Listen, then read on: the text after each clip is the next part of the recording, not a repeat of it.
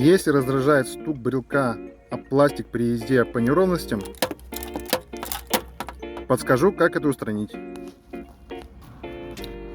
Нужен будет уплотнитель для дверей, либо для окон черного цвета, вот как у меня, и приклеить его вот примерно вот сюда.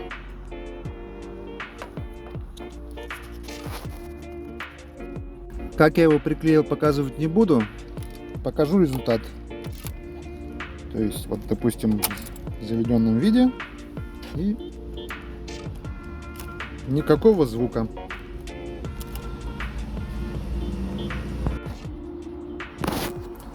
Кстати, подстаканник-то